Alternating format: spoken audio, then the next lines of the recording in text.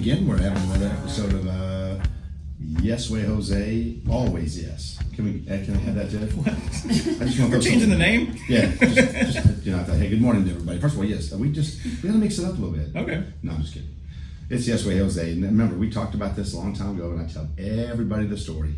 They had to come up with a name. And so the name of this is, when I first gave it to you, it was like, the No Way Jose thing, and then went to the Yes Way Jose. And it is really growing. I love that name now. Yeah, it's a cool name. It makes sense. It goes with your personality also. You're always yes way. Yes, yeah, it's my way. Yeah, it's very cute. Yeah, but we'll also say this is that our special guest here, Eli. Eli, yeah. We have a really special guest, but then we have our special guest, Eli. Yeah. Good morning, thank you. Creator of the name. Yeah, the creator. And listen, he gets royalties. That is true. He can do that. Can we make some royalties or something for him? No.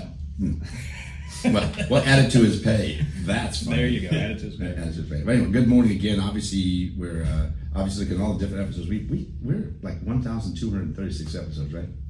Almost. No, about 50 or something. Like oh yeah. So remember, me and you, Travis and I have different math. Yeah, we've done about 1,000 episodes. Eli's on his like 4th.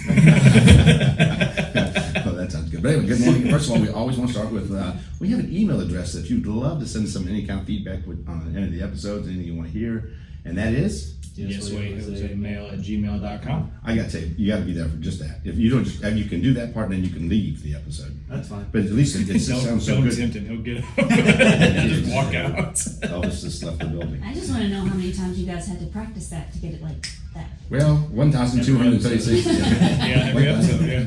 No, they do a really good job. Anyway, so first of all, we do have that email address. Please reach out to us. We always like to say that we want to hear from you because obviously these episodes are all about what's going on in the community. I call them shakers and movers. We have obviously our community services thing. We have great guests for you this morning. But obviously, we always start with Aquatic Center. Yeah, gotta get it out of the way. Yeah, we do. And it's really, but this episode comes out, we're going to have already an event called the Shepherdsville Splash. That'll be passed. Oh, okay. And I want to make sure people understand that. So when you do listen to this podcast, what you're going to hear is that Shepherdsville Splash was our idea to make sure we brought the designers of the Aquatic Center. We brought the people that are building the Aquatic Center, and now we have selected the people that are going to manage it. I saw this on Facebook. Yeah. So what we want to do is, it's going to be, obviously by the time this episode gets out, it's June 25th. It's 1 o'clock in Paracut Springs, open to the public. And what it is a chance for you to meet all these partners that we have in the community, helping us build something that's really going to make a big impact, not just for Shepherdsville and Bullitt County, but we really we think it's a regional, like in the state. Yeah. It's going to be that kind of impact. And we have a number of things that we're going to talk about with that. The community services that we want to offer, and we want to offer that free. We're talking about senior citizens programs, swimming lessons for infants to 4-year-olds, so that they can be around water safely. Working with our veterans, therapeutic type of lessons, and all of that. We'll find sponsors to make sure that it is no cost to the community. Now, obviously, there's a general admission cost to get into the outdoor pool, and Eli has to pay double. He does. Yeah. He does. Yeah, that's okay. We'll take it from him. But I do think it's that we're going to have so much to talk about that. But that event's really kind of a cool way to kick off the whole, almost less than a year that we'll be opening the Aquatic Center. Got some fun stuff that's going to happen before that. Skate park, the paintball. I see the skate park's coming along. Yeah, so it's right next door to City Hall, and we're really excited to have that. We've got some real good volunteers that want to help us with as far as helping the kids learn how to skate. And then every Saturday we're going to have like a 6-week training, like we did our basketball clinics. Oh, okay. Yeah. We're going to do the same thing with skate park. And then what we're going to do is they're actually going to try to give away 1 or 2 skateboards every Saturday during the time to help some of these kids that can't afford one. Because they're expensive. Yeah. They're more expensive than you think. Yeah. Travis is going to teach that class. I'm not. We do. We had some great. We can take a 5th volunteer if you want to come I'm out. not that good. No, well, I can stay on the board. That's about it. Well, I got a son-in-law that loves it too, so we'll have some fun with it. But anyway, it's great stuff. And again, that Shepherdsville Splash is going to be a big deal. So we go into the year. We're going to try to get that finished. We have the skate park that's going to get this year. We're obviously going to have our disc golf. We're trying to have that in the park before the year's out. And so then all the big things happen in the spring. Obviously, you get the playground open up, you get the amphitheater open up. I was going to say, what's going on with the park now? Because I know part of it opened back up, right? Yeah, so what we had all the flooding. Imagine that. Right. We had February, and then we had it in April. We had all that flooding. We have the side that wasn't flooded was shut down for construction, and then the other side got flooded. Yeah. So then we had to go through a whole sanitizing process. You had to go through utilities, come back in and inspecting all your electric, make sure don't shock anybody. Yeah. And so we went through all that, and then we did all this beautiful landscape, but it's just because of the rain, we couldn't finish up the paving. So we actually shut it down for about 3 more days. We had three good days of weather. And so by the 1st of July, you're going to see a beautiful park with all kinds of new renovations on this side. And then obviously all the exciting stuff next year. So Okay, it's cool. good stuff. But anyway, so good morning again to everybody. We're glad to be talking to you about a number of things in this community. But we want to talk about something that's real serious here. We have a lady with us that works with an organization called Sycamore Farms. I want to let her explain that. Her name is Cindy Crawford. Good morning to you, Cindy. Good morning. Thank you. And we're glad to have you because I want you to tell folks, we're going to take a few minutes, let you just talk about the organization, your mission, why, and where do you think this is going to be in the next 5 or 10 years. So first of all, good morning again. And let's just introduce yourself and talk a little bit about Sycamore Farms. Sure. Thank you for having me. I always love talking about this. It's my soapbox. It's my passion, my mission, and just it's taken over my life. But yes, my name is Cindy Crawford. Thank you to my husband. Okay. Had a Mr. normal Crawford, name, thank and you. now it's like crazy. Everybody's Yeah. like, "Don't No, you know sure. that name from Right, somewhere?" yeah, I'm yeah. like, nope, you don't. It's normal. That's good. So in 2019, I began this journey to open a home for women who had been sex trafficked and sexually exploited. That dream started in 2014, but I started working in this field in 2012. So Okay, I've been in okay. it for a long time. And when it first started, it opened my eyes to the fact that I was sexually exploited. And I remember how hard it was to get out. So it was just, for me, it was a passion to help women get out of the sex industry. Like, how do you get out without worrying about how to put something on your resume? Like, you can't put that on your resume. No. And you have different friends, and you have to just rebuild your life from ground up. And it was just really hard for me. And I wasn't trafficked, but I can only imagine how difficult that was. So in 2019, I retired from the Louisville Water Company. Thank the Lord. And then I started putting the groundwork in. We were incorporated in September of 2019, and then we got our 501c3 of June of 2020 of all years. No, yeah. And then we just kept going. Like we were raising money because we thought it was going to be this home. We're going to have 6 to 8 women, and it's going to be a 2-year program, and all the things. And God has His own way of making things happen. So we ended up opening an emergency home Okay. instead, and we opened that in May of 2023. Oh, wow. Okay. 2 days before the Derby, and it was just an amazing time to be able to do that. It was exciting. So the hope is to help women get out of sex trafficking or sexual exploitation, help them find stability, freedom, and really kind of just figure out what their next best steps are and get them there. Yeah. I want to add something before she continues there. She mentioned the Derby. There are other events like that. The Derby itself is one of the most frequent the trafficking. I could see that. And it's crazy. And the different events that we have in Louisville and other cities, it's not just Louisville, but these events attract the type of this program. And I can't wait for her to get into talk about how this life is. And then when you try to get away from that life, they're still coming after you. Right. And I want her to talk about that because that's a piece. And that's why there's such a kind of the confidentiality of what is going on with this program and where they're located because of the intensity, because it didn't stop. You Right. remove them from it. It's just the beginning. Yeah, but I would assume the traffickers want them back. That is exactly Yeah. right. And so and we start looking at our community. We think about the things like sidewalks and all the things that we talked about, like all the different. These things are just like it's in the darkness. Yeah, you don't think about it if you're not. If you're not involved in it, or you don't have anybody that's friends or family that have any experience of this, you don't know it. You don't know it like this. And so what Cindy opened my eyes up was that everybody's got to be alert. Everybody to see and help, and when they can, notify, eyes on the ground, helping out, because somebody's going to be crying out for help. Right. So Yeah, go ahead. and we do a lot of human trafficking training, and I will get into the grooming and how that happens. But we've done motel outreach where women work, and even men work and live in a hotel, and they're being trafficked in some way or exploited in some way. And now we do a jail outreach with the Bullitt County Detention Center, and we've been doing that for 3 years now.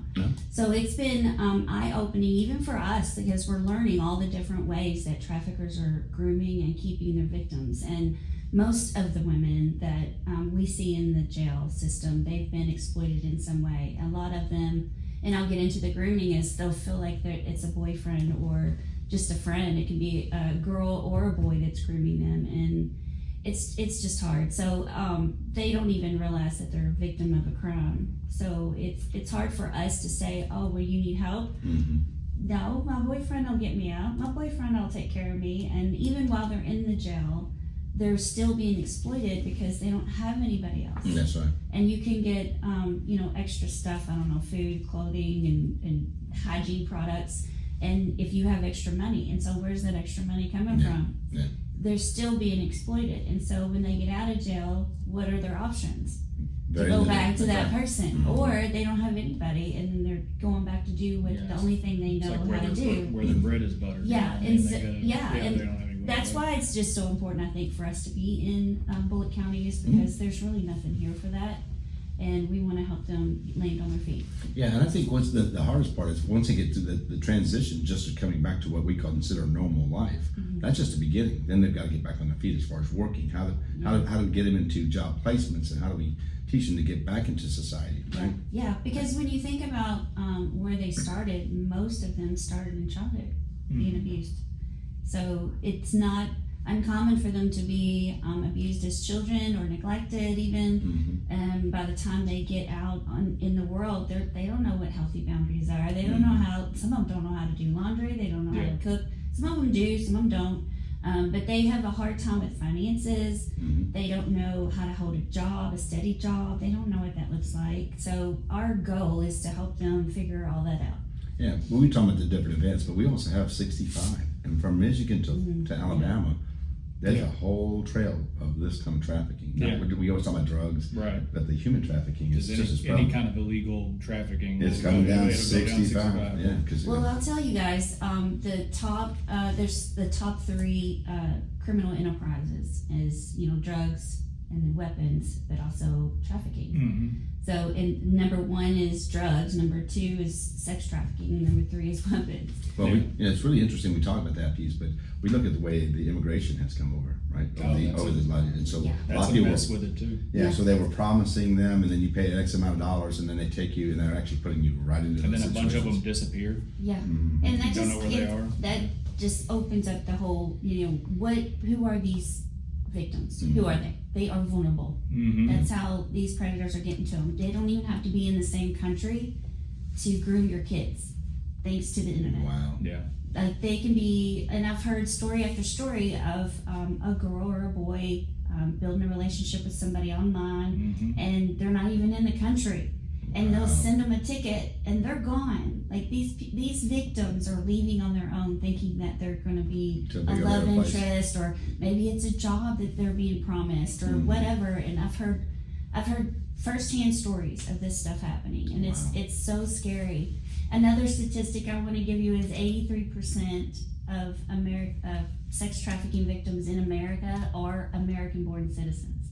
Oh, wow. So the myth that it only happens overseas or it only happens to undocumented is a lie. Right. It's a lie. Yeah. So we have to start looking at the truth that these predators, they don't care where you come from. They don't care how much money you have. They don't care if you have a family or not.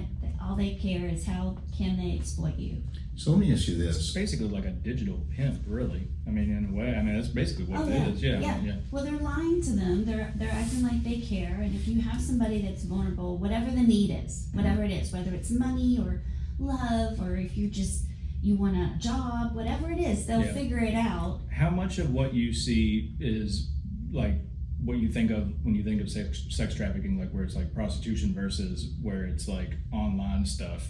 Because I know that happens a lot now, where people they manipulate people to get online and do stuff, and stuff like that, and they're making money off of that. Yeah, it's like that's why I said like a digital pimp, is because it's like a new way of doing it almost. Well, it is. It just depends on their vulnerability. Yeah. And who that pimp is, who that trafficker is. So if he's ground level, then they will be working the streets. They may find some people online, buyers online, and then meet them somewhere. A lot of times the trafficker will drive them around to different hotels. So it does happen. Yeah. It's always happening all around us. Right. But with the internet, it just makes it so easy. So that the technology piece is a positive and a negative just at the same time. And what I was going to get at is so with what you're dealing with, the reality of these women that are in that, and some men. Yeah. I mean, obviously some boys and things like that. So for me, a prevention would be how do we go into the schools because the unfortunate part about it, and it's always not neglect, but both parents work. So the kids don't have that guidance, that parental guidance, and we see that, whether the coaches or other mentors that have to guide you. Well, if they don't have those people, then they're going to have this dark side of folks. They're going to jump in and fill that gap. So how do we teach kids at an early age, the stranger danger thing? We've always talked about those things. We're going to have to really work on a new program for the kids today to understand, don't go there. Yeah, and I love that you asked me this question because I could go on for days. Yeah. When I first started this fight, when I first started Sycamore Farm, and I was trying to, get people on board and raise money and all that, people were like, "That happens here, and it was like, yes, it happens here. So I started created a PowerPoint, basically, just human trafficking 101. And in the very beginning, school that my kids went to school at St. Paul Catholic School on Dixie Highway. I know what it is, yeah.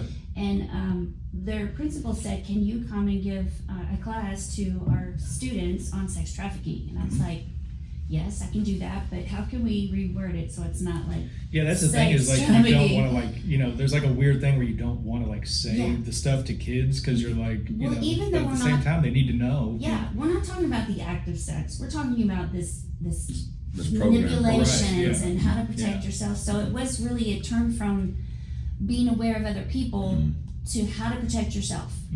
And so you look at the public school system, which, it's no secret that it's not, it hasn't been a great place for kids because a lot of the parents are not involved. That's right. So the parents, the teachers and the admin, they have to pick up that pace. Of course, they got enough on their plate. So teaching the kids how to protect themselves, what to look for, and family, people they trust, anybody with power. And when I say power, I mean somebody who has the ability to make things happen or not happen in that person's life, especially children. So teachers, admin, principals, coaches, resource people, the cops that come into the school and what do they call them, security or whatever. Yeah, school resource. They have the ability to interact with these kids, and it's a perfect breeding ground for grooming. It's perfect for that. And I've heard story after story of that happening. So we have to teach kids how to protect themselves. What does healthy look like? Read your body, listen to your body when it doesn't feel right. Say something. They're not used to. I remember being young and something would happen. I wouldn't feel right about it, but I just couldn't say because I didn't want to hurt their feelings. Because a lot of times they're closer to you. Sometimes they're family. Yeah, a lot of times they're family. 61% of familial trafficking victims were perpetrated by the biological mother. Wow. You gotta be kidding. Okay, so this is a podcast that I'm going to make sure that we just keep playing it over and over. I'm just going to keep sending it out because I need people to understand this. Now, what I'd like to do is obviously somewhere in this mix is get back with Jesse Bacon, the superintendent, and talk to him and say, "Hey, we've got somebody here. Would you allow them to kind of at least go into the classrooms and talk more about it?" Because we've got to start at all ages, but even start with high schools because you got the life today is. People strive to things without knowing the real work in it. So if they got a shortcut because somebody gave them a shortcut to get to there, and they're appealed by that, next thing you know, they're in a bad place, right? Yeah. We talk about that. Hey, I won't get your pictures. I'm going to put you on. You're going to be a model, and then you've got them hooked because we know we live in a society that we do want those accolades, right? But we got to be very careful in how we get to that point. And they target those kids that like you said, their parents aren't around as much, or maybe no they're attention. confused at That's home right. because one, they probably have like a real messed up self-esteem, and two, the parents aren't there to protect them. You know what I mean? Well, if there's not a dad in the home that's going to come shoot you or something, you know what I mean? Like, I don't know about you, but I feel like every teenager, whether you're in a good home or a not so good home, you know everything. Yeah, right. Oh yeah. So as a teenager, that's it. Our resident 19-year-old over here was like, sorry. Well, you're almost out of it, so it's not yet. He's but still it's thinking true. of it. I have a 20 and 22-year-old, and like it just never fails. Every teenager thinks mom is stupid, dad's stupid. I can do that, whatever. I can do what I want. Invincible. I was a teenager. I remember. So that makes you vulnerable. Yes. Because you don't feel like that you have any kind of vulnerabilities. And when I do trainings in school, I go to schools, and from 6th grade, I hope that's not my phone. I hope I that, was hoping it wasn't ours. well, It's okay. It's all good. it's going to be just imperative that we teach kids how to protect themselves. Yeah. Yeah, I think if you're going to, again, we have to start making sure right now that we start figuring out what's the preventive side of this. And if it means at least twice a year that we actually have an opportunity to go to the schools and actually do this, we've got to do that. So if it was your phone, it's okay. It's better Oh, you just called me out, Jose. Yeah. It's Just better called me than it out. being ours because we'll just stop the camera and everything, just turn it off. So listen, it's just part of it. Our part. I did silence it, but the alarm is for my time. Hey, I'm we gonna just do talked time about sheets technology. today. Is good and bad. And it's good and bad. That's right. But listen, these little imperfections are okay with Yeah, us. at least it was little. It gives the No, podcast yes. camera. Yeah, it gives us some flavor. But I will say this. I mean, this is a very serious topic, and what we want to do is figure out how do we get you more infused into communicating. And my job as a mayor is obviously we want to keep our community safe, and so we have entities like the school system, okay, and like even the job employment. That we need to make sure that everybody's at least knowing of this. The 61%, that's crazy, and then it being 83% of the Americans. That's those two are very significant. 61%. That was crazy. Perpetrated. That's insane. I don't that's- understand that at all. Mothers are giving access, and it's typically because of drugs. That's what I was going to say. They're The drug- giving access. So they're like the Yeah. sugar daddies helping them Yeah. out, and they're basically In my trainings, That's I have It is insane. pictures of convicted traffickers, and there are women on there, there's men on there, there's younger kids, there's not kids, but younger adults and older adults. So it's across the board. It can be anybody at any time perpetrating any bond. It's a scary thing, really. Yeah, what we want to do in the city though is when we have different events, we're going to have you. Like we set up tables for different things. I wanted to be there just to have people know, because you know what? Somebody's going to walk through maybe the city fair, Bullock Glass, right? And you have a table there. You're going to get somebody. Somebody's going to ask you a question that you're going to know.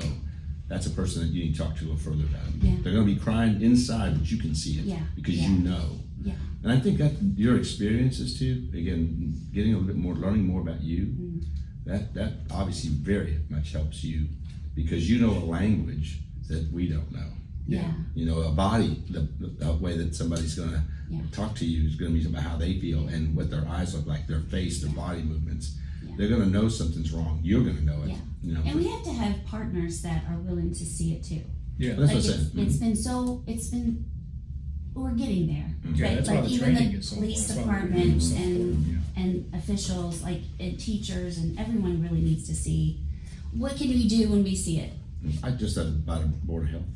Yeah, yeah. Another one, right? And if any type of assistance that they get, like medical assistance and doing free checkups and stuff, they may, if they have the right tools and training, they're going to see that child Oh, in that absolutely. situation. And there right? are red flags and risk factors that we share, especially in the training. But if you know some risk factors and you're dealing with somebody and some of the red flags start popping up, it may not be trafficking, but there's red flags that can say, okay, is it trafficking? And it causes you to ask more questions. Well, I want to do two things. I want to make sure you give us your website. Sure. And so if you do that right now, we're going to do it again. We're going to do it when we end. Sure. I want to make sure we got it twice. And I'll put it in the show notes. Yeah. Awesome. Yeah. It's sycamorefarmky.org.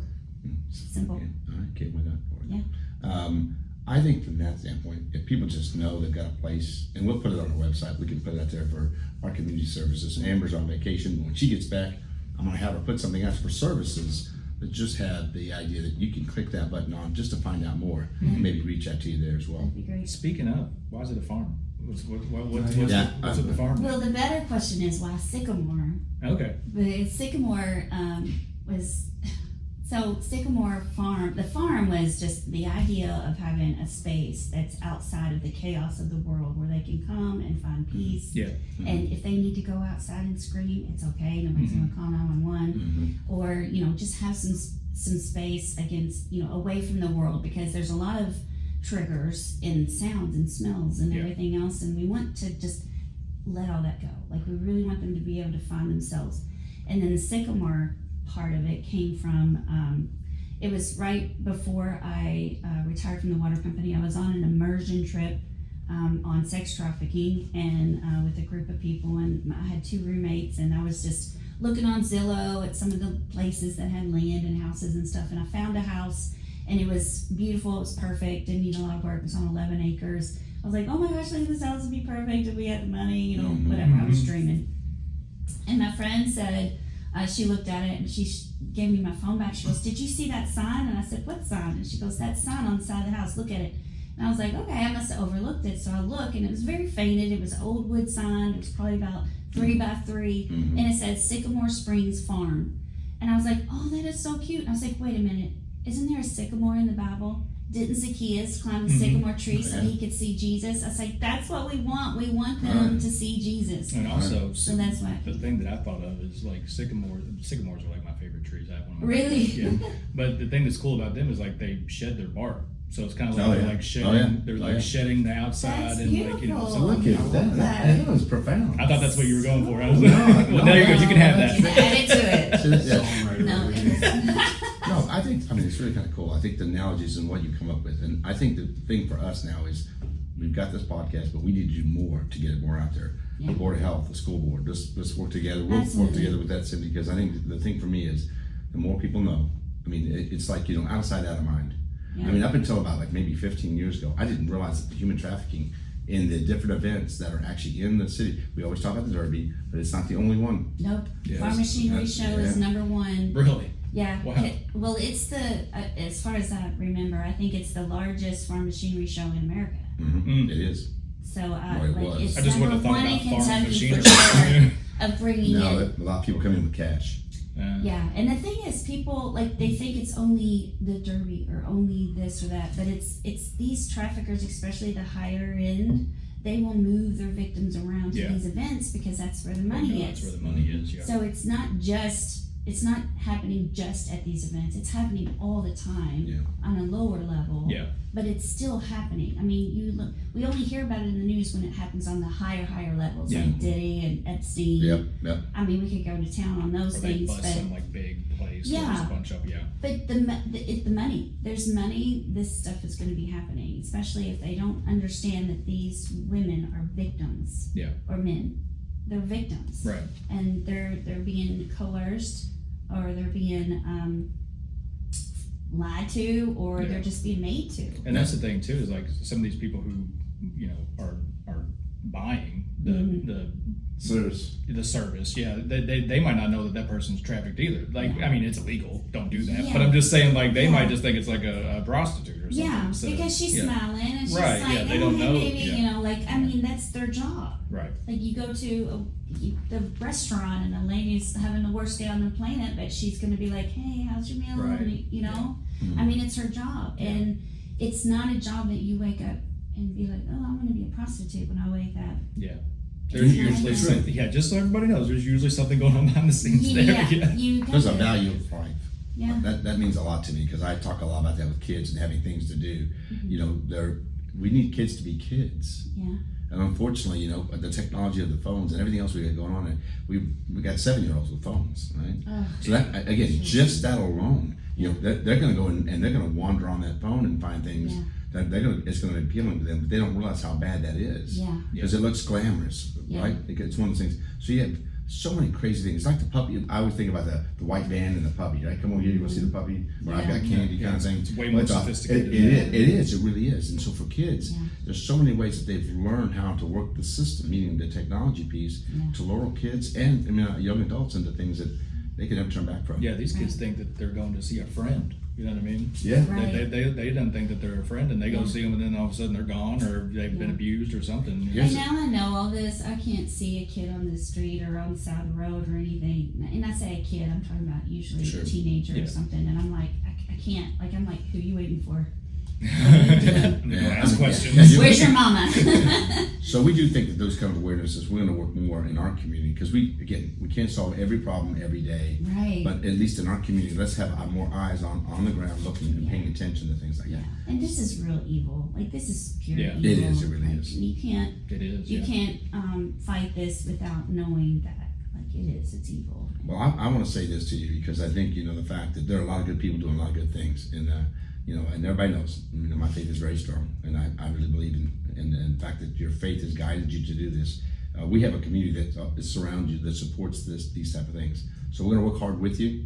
We appreciate you being here. We'll actually have you back maybe next year. I want to talk about the progress, what we're doing in the community, Yeah. how we're bringing this awareness into the schools, and obviously, people that are out checking on the less fortunate families. I mean, there's so many things. I mean, if you don't have money, you will probably do anything for money, right? Because it's the root of all evil, I right? don't know about you, but I've only been hungry for like maybe, I mean, even when I'm fasted, maybe more than 24 hours, 2 days or so. Also, when you're fasting, you can stop But anytime. It's not imagine, the same. right? Imagine being not able to eat, like not having food for days and not knowing where it's going to come from. You're really pretty. And somebody says, look, I've got an apple, or I've got this or that, or I'll give you, here's $10 for a meal, but you got to do this first. Right. Like that's an option that, you know, somebody would be At the time, you're desperate just to thinking, take. I'm hungry. You're like, You it's know, just- you- Yeah, and you give yourself, you know, these excuses. It's just temporary. Yeah. It's just a minute. Like, it'll be fine. It'll pass. No. Or we talk about a lot of times, I'm sure that they're the people who are supplying them with whatever drugs they're addicted to. Yeah. Right. A lot of times they're probably the ones that get them addicted to drugs, so that they can be the ones who supply them. That's how grooming works. It Yep. starts really simple. It starts seemingly innocent, Yeah. and then it gets more and more. Well, I got to say, this is a great topic for us, and I'm really glad to have you because we've met before and talked about all this. We're obviously going to keep up with it. Anything we can do as a city to always communicate anything you're doing, any advanced things we can do to have people out and see Sycamore Farm. I think it's great with your program. There's a lot of confidentiality piece in this that we talked a little bit about that before the podcast. That makes sense. But yeah, we obviously want to protect these women and men and any young children and all this stuff. So first of all, thank you, Cindy, for being here. Thank you. One more time for the website. Yeah, it's sycamorefarmky.org. All right. Well, listen, please make sure you guys, when you listen to this podcast, know Cindy and so many other people who are trying to do things that really help our community. And we just got to help these folks. And and I appreciate what you're doing. Thank you for being here. Now, one thing with our podcast, we always have them do one thing at the end of the podcast. Not to change the vibe. Oh, Lord. Change the vibe. You got to have it because we always got to finish on a very upbeat note here because we know that what you're doing is Do I God's gotta work. sing a song? Do I gotta do a dance? Yeah, well, both. No. No, actually, in our podcast, we started something a long time ago, or one of us did. You started it. Okay, I did. Yeah. Is it me? It was you. It was It's me. So anyway, when we end the podcast, we always say 1, 2, 3, love, peace, chicken grease. Okay. Right? Okay. So when That's what I said the first time too. I think I can do that. yeah, it's not too hard, and you got this, Cindy, because you're doing great work in the Yeah. community. This is a very simple task, and you got this. So Yeah. 1, 2, 3, Love, peace, chicken grease. Thank you, Cindy, for being here. Thank you all for listening to the podcast and checking us out. All right, thank you so much. Love, peace, chicken grease. Me and her do it all the time. We do it all the time. Yeah, that's just his good vibe. Yeah.